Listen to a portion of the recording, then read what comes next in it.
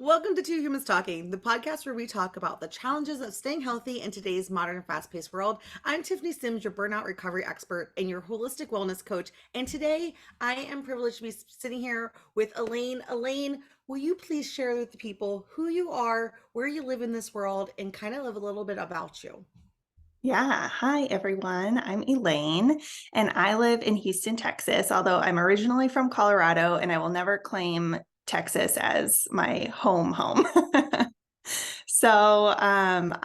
am a health coach, but I was first an educator, and my experience, my journey that led me to health coaching really comes from my experience as a teacher in the public school system for 5 years.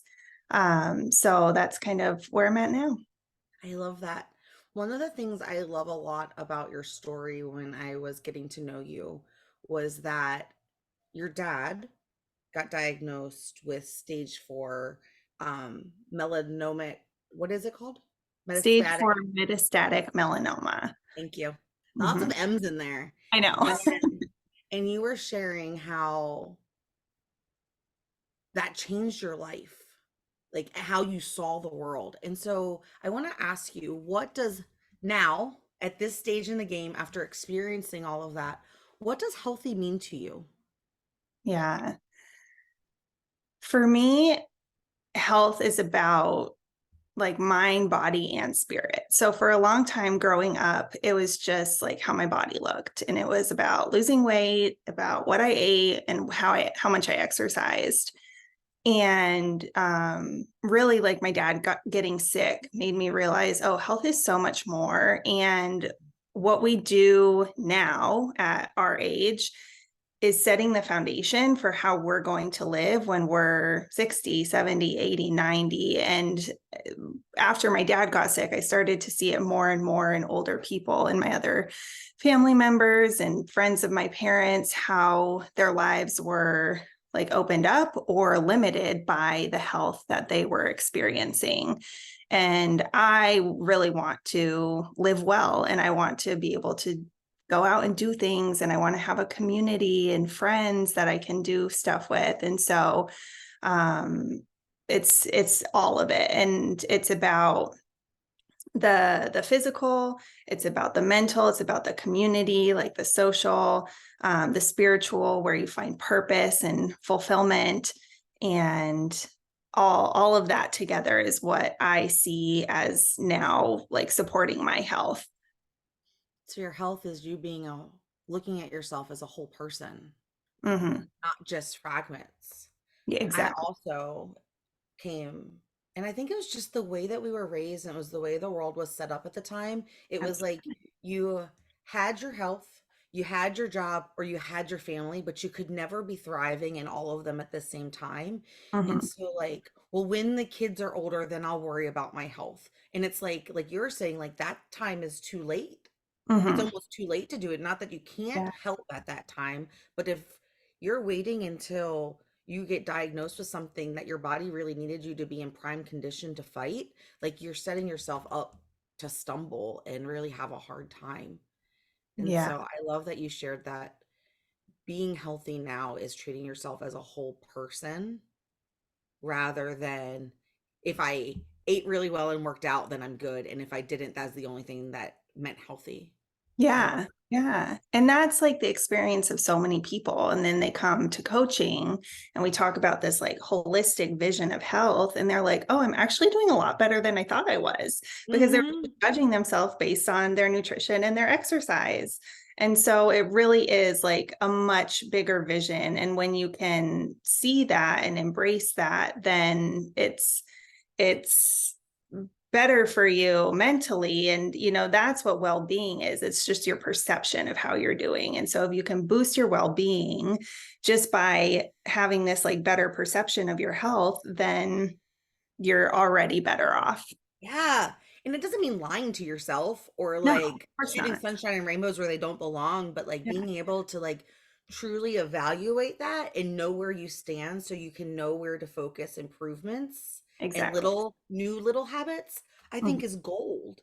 Yeah. Now, You were saying that when we treat people holistically, I just had like this really random thought, which is, do you notice or have you experienced that when you talk about like holistic wellness, that most people don't think of it as us just looking them as a whole person, but they think it's like this crunchy Eastern Yes. medicine, like voodoo.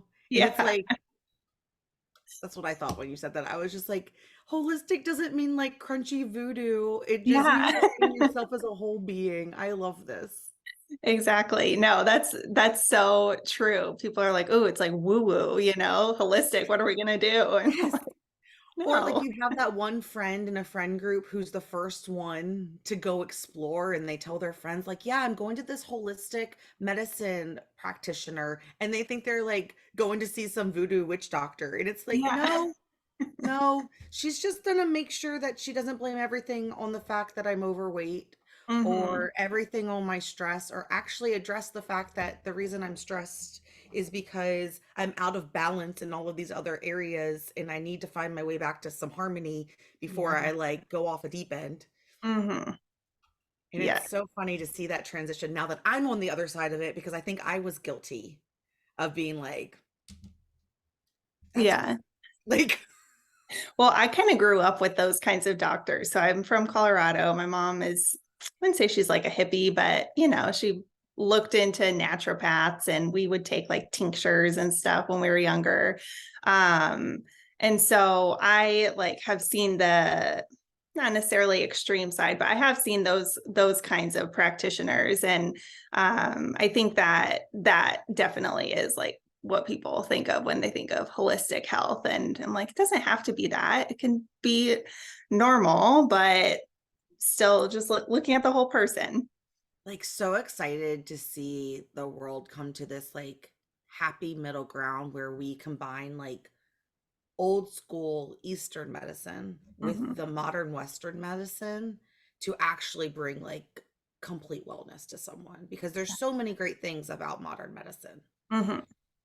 but there's so many great things about the way things were always done that modern medicine was derived from, and I think we've lost a lot of that. But anyway, Yeah. I got off topic.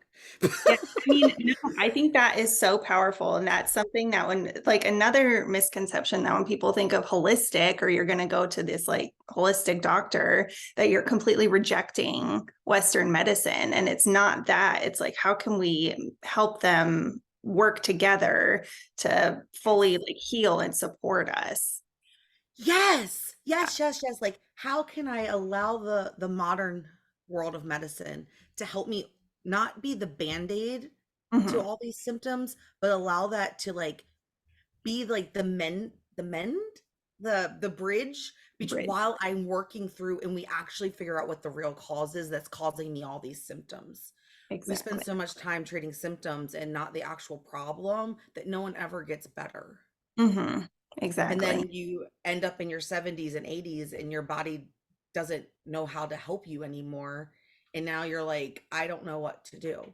You Hmm. mentioned you were a teacher. I imagine that was really stressful. Yeah. Yeah. I like totally burned myself out. What does that look like for you? So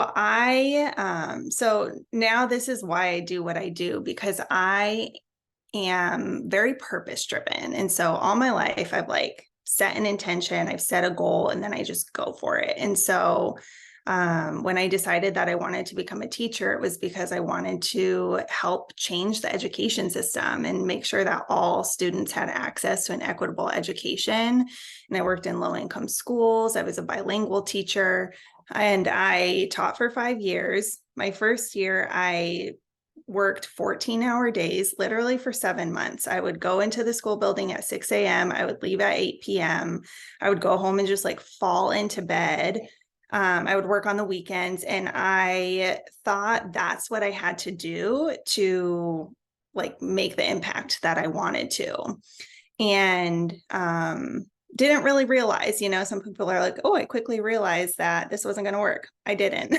I like repeated it year after year and just kept, and I kind of like felt special being the martyr, being like, oh yeah, I'm working myself to the bone and working all the time. And I You are totally gonna ruffle some feathers, and I love it because there's so many other people that just now heard you say, like, I almost enjoyed being the martyr, and they're gonna have that like moment where it's like palm to forehead and be like, oh my God, that's exactly what's happening to me right now. Yeah. But it's like, what? And I didn't get it until probably year 4. Like, what am I getting out of that? Just the satisfaction of like, no one cares. No one really is looking at you. You're the only one who is being impacted by this. And so um yeah, it took me a long time to realize like that's not the identity that I want to hold, is like being this person who's just sacrificing everything of myself for this job where they don't care. So I have a question, and it's Yeah. kind of an unpopular question. Yeah. Do you think that looking back in hindsight, were you allowing the like overdrive version of you to go into hyperspeed to avoid other things that were happening in your life? Hmm. I don't think so. I didn't have really like a lot of other any other ish going on. And so I don't think I was hiding from anything. It was really just this desire to like make an impact, but also I'm very achievement oriented and I like recognition. I like that external validation. And so I was like looking for that validation and I really wasn't getting it. Oh, I love that. Yeah. So good. The reason I was asking, because I know a lot of times those of us who experience burnout, deep down inside, it's like, oh, I have to work because Mhm. one, you want to be a high achiever, you want to perform, you don't want to be looked like you're slacking off or like an underperformer. And then Mhm. sometimes it's so easy to be like, I have to work because you don't want to be uncomfortable in the relationships that you're working on or avoiding or not going after, or like Mhm. there's other things. So you like just dive into work. So I was just curious. But Yeah. I totally relate with the like wanting to be seen. Mhm. And there's nothing wrong with that. I used to think there was when I first started healing myself from my own burnout. I thought Yeah. there was something wrong with me, that I needed this external validation.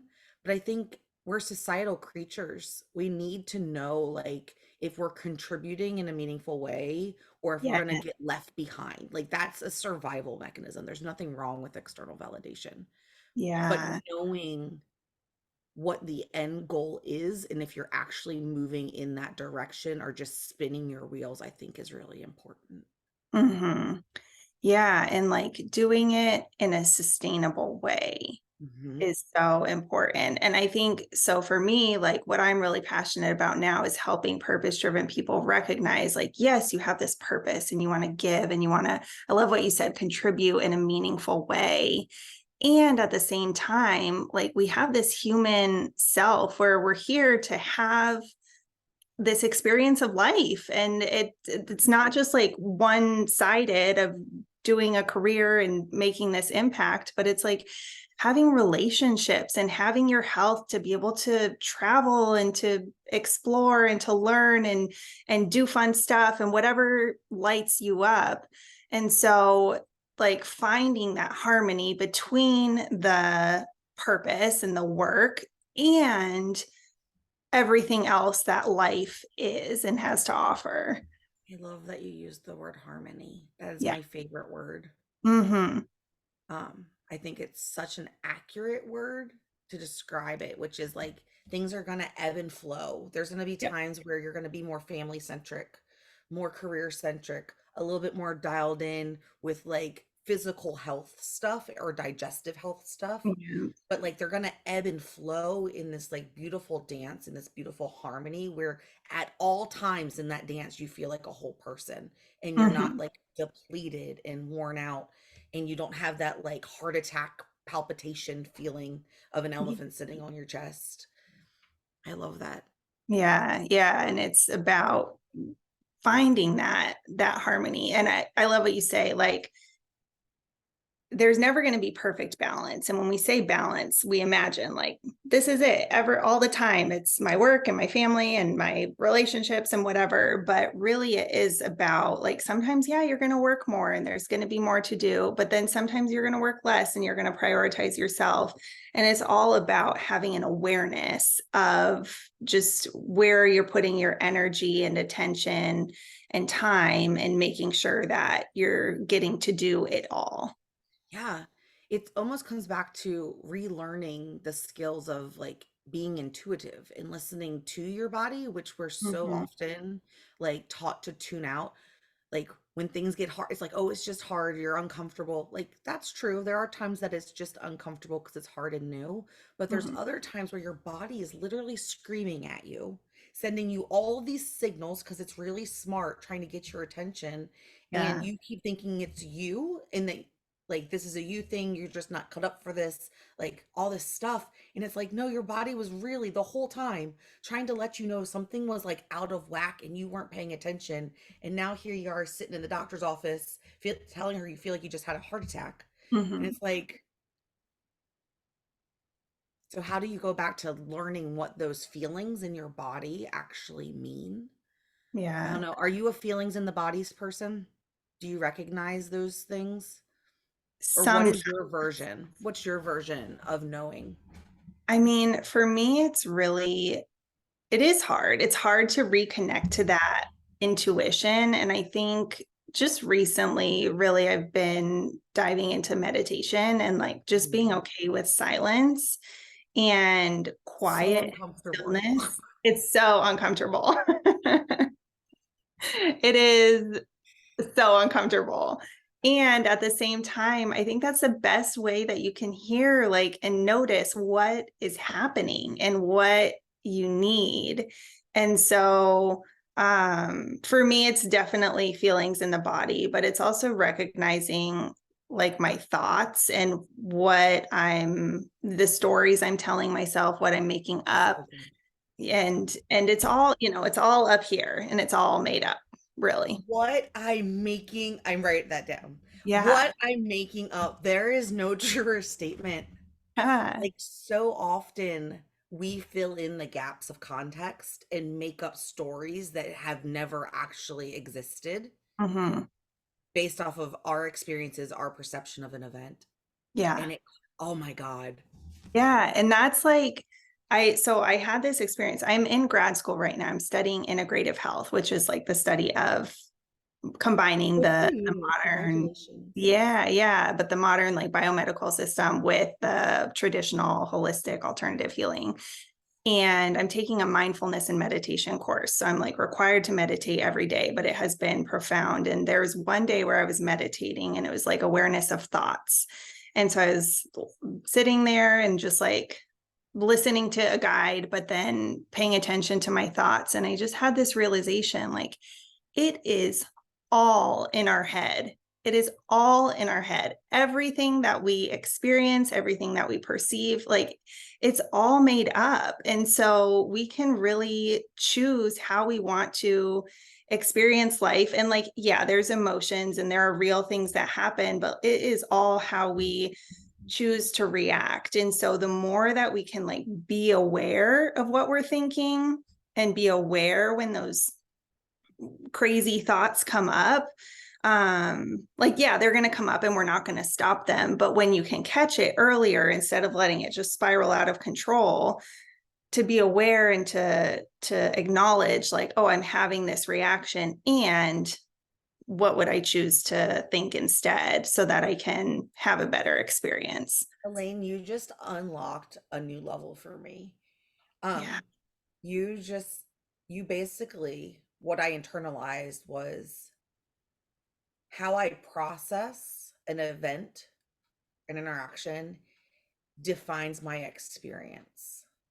How Mm-hmm. I process it defines my experience, which is why so many times so many people can sit through the same thing and walk away with a completely different story. And it's like, no, I was there. That's not what happened. That was Yeah. not the vibe in the room. That was not what they said.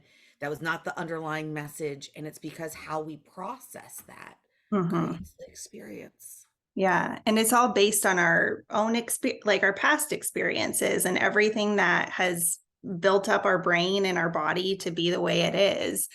And so, like, I think in this work, it's really easy to then think, like, well, I'm wrong and I am bad for having these thoughts and reacting this way. And it's not, it's like who you are and what you've been conditioned to think and do and feel. And there's something better. There's a different way that you can also experience life, but you have to choose it and you have to be intentional and do the work to build that awareness. Absolutely. Oh, I'm still processing what you just like that. It felt like, and it's not necessarily new information. I Mm-hmm. know that. Yeah. And I've told my friends, my clients, like I say that, but I don't know that I've ever really processed it in Mm-hmm. that way. Or as this version of me sitting here this day that we are recording this, because that's Yeah. also real. It's like Mhm. this is the first day. Every day is the first day of you being this version of you because something happened to you yesterday you may never have experienced at this age with this wisdom, with this, like, and that's a whole mind thing sometimes too, where you're like, whoa. Yeah. Now, you had mentioned that back in the day, things were nutrition, workout, that equals healthy. Mm-hmm. Were you eating differently back then with that version of healthy than maybe you eat now with this more treating yourself as a whole person and wanting to create an experience and the energy and the clarity for your 70s, 80s, and 90s? Like, do you eat differently now?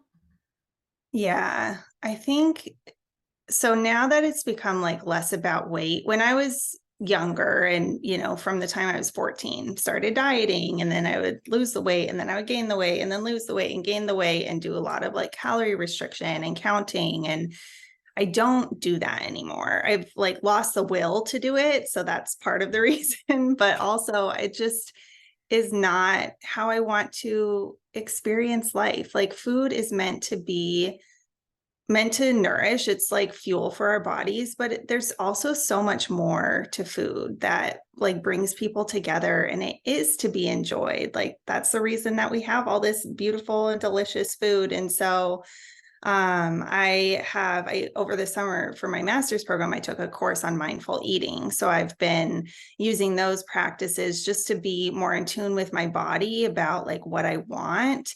And I just try to focus on eating a lot more like whole foods and vegetables and meat. And I am gluten free. And so I have an allergy. So that's like the only restriction I have in my diet, but I don't tell myself no. But And I is it a restriction if your body literally can't process it?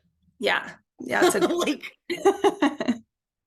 yeah, it's just, yeah, I just don't, and it's not, and it doesn't feel like a restriction because I have lived with it for years. And so it just is a normal part of how I eat now. I had that conversation with someone the other day. I was like, if you were allergic to penicillin, no one would call it a restrict, like you were Yeah. restricting yourself from penicillin. Like you're literally, your body cannot handle it and Yeah. it's not good for you. So like I wish we talked about food more that way. And I think Mhm, that goes back to the intuitive part of eating, which is listening to your body, learning to listen to your body and what it's saying. Like I mhm, didn't know for 20 some years that I had an intolerance to certain tomato products until I mm, dated a guy and I was like, "Hey, you want pizza for dinner tonight?" And he was like, "Why do you keep doing this to yourself?" And I thought he was being rude about mhm, like me being like fat and being on a diet or something. And I was like, "Excuse me?" And he was like, "Every time we have spaghetti or pizza, you complain your stomach hurts." And I was like, "No, I don't." And he was like, "Yes, you do." And I was like, "You're just being rude." And like, but he planted the seed, right? And then next thing I knew, I'm like going to get a sandwich from like order a sub, and I always would load up on all the vegetables, right? To make it more filling while I was counting calories. And I skipped tomatoes. I noticed I started skipping tomatoes, and I was like, I wonder if he's onto something here. mhm. Hmm. And then the next time I had pizza, I realized that within 5-10 minutes, I felt like I was 9 months pregnant. My stomach was distended, everything hurt. I was in fact miserable. And I was just like, my whole life I didn't know. And pizza and spaghetti were my favorite foods. I had Oh, no idea because I just thought I didn't know I had a bellyache because that was normal to me mm-hmm. until someone pointed it out and I started paying attention. Then all of a sudden it was like, oh my God. Turned out that I've had a dairy intolerance my whole life, which my mom couldn't she had to put me on special formula because I couldn't handle regular milk, but yet my whole life we had yogurt and milk. Like, Yeah. Yeah. but as an adult now, like I get excited about like a Yoplait yogurt or something and I eat one, it was tasty, but then the rest of them rot in the fridge because my body's like, that didn't feel good. Anyway, that was a really long story, but it's just like we're not trained. It's like that's normal. This is what we eat. This is part of whatever. And it's like learning to understand your body's uniqueness and that Mm-hmm. not everything is healthy for one person that's healthy for another, I think is just I wish as a society we were more accepting of those things. Yeah. Oh my gosh, you just said so many things. But Sorry. yeah, I agree. And I think that recognition that like we are all different. And so when society says like, oh, do this diet or do that diet and it doesn't work for you, it's not because you're a failure, because you can't get it together, because your body just like won't react to it in the way that you want to, but it may just be that like your body doesn't thrive eating that way and it needs other nutrients or things that are better for it. But just recognizing we are all bio individual, as they say. And so we really have to like tune into our bodies. And we've become so accustomed to this like baseline of not feeling well. And so many people just think like, yeah, I guess this is just how I'm meant to live, but it's really not. Like you can feel good. You can, not have the bloating and not have the aches and the pains and the whatever other symptoms you're experiencing. And like we can all feel good. No one is meant to Yes. not feel good. But we have to do the work and get comfortable, maybe making some changes to let our bodies feel good. And I love that you said that because I think a lot of people don't know they feel miserable because they've never experienced anything else, so they don't know something's off. And Yeah. then you have that one friend in your group who starts to do things a little differently and they start to feel alive. And now all of a sudden you're annoyed by them Mhm. because they're like trying to like change who you are, right? And they're like this new person. It's like, and you're like, you're sitting there and you're like, I'm really good. Like, there's nothing wrong with me. But they have this new understanding that maybe you haven't experienced yet, where they didn't know they felt like crap, and now they feel alive, and now they eat something or do something that made them feel crappy again, and they're like, "Oh no, we're not doing that again." And so, Mhm. like this whole that evolution, it's why those of us who experience something new get so vocal about it because a lot of times we didn't know we were silently suffering. Mhm. Yeah. Yeah, absolutely. And so I love that you're out there sharing that message with people. Mhm. Because I think too many people are silently suffering, thinking this is the only way that there is. And you are out there going, oh, no, no, no. Like you can thrive in your career and not burn yourself out. You Mhm. can have a really good relationship with food without counting calories. Like you can set yourself up so that when you're 70 and you get poor health news, your body is ready to like live this life and fight it in the best way it knows how. I Mhm. love that. So And powerful. it's like there's a lot of flexibility in it too, because I think a lot of people, and I know I experienced this when I started the mindful eating course. I felt a lot of resistance. I was like, but I don't want to, like, I feel like I'm going to have to give something up. I'm going to lose something in adopting this new way of eating and approaching food. And I think people are afraid, like, oh, I'm going to have to give up my favorite foods. But there's like a lot of flexibility. And even though I'm like gluten, I have this gluten allergy. Um, every once in a while, I'll eat something with gluten and then I feel bad. And like it's fine, but it just reminds me. And so we just remember that the process is cyclical and like the destination is the journey because we're going to be doing this for the rest of our lives. And so we don't have to do it perfectly and just like cut everything out and then that's it. It'll ebb and flow throughout our life, the same as that harmony. And we just go with it as the things come.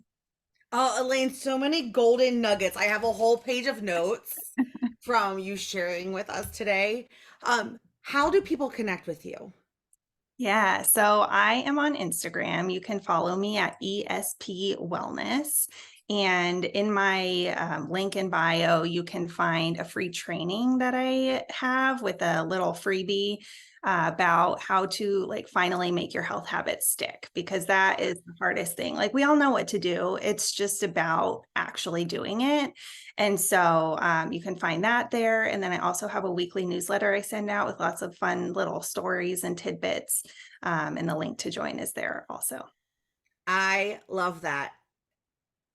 People, you gotta go follow her. She is so full of energy, so full of life. Go snag that training so that you can start getting those habits, those mini habits as a part of your daily routine sooner than later. The sooner you start practicing, the sooner you become an expert at it. And Elaine, do you have any final thoughts? Maybe something that you wanted to share or a life motto you want to leave us with today? Hmm.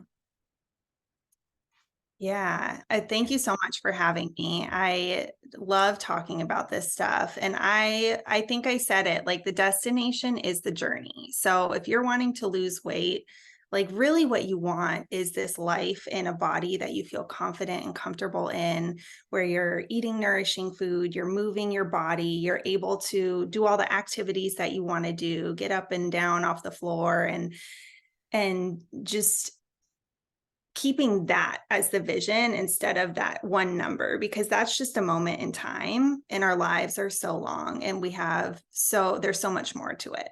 And so keeping the journey in mind as like where you want to get. Oh, so good. Thank you for sharing your time with us today. And with that, everyone, two humans talking. See you next time. Bye.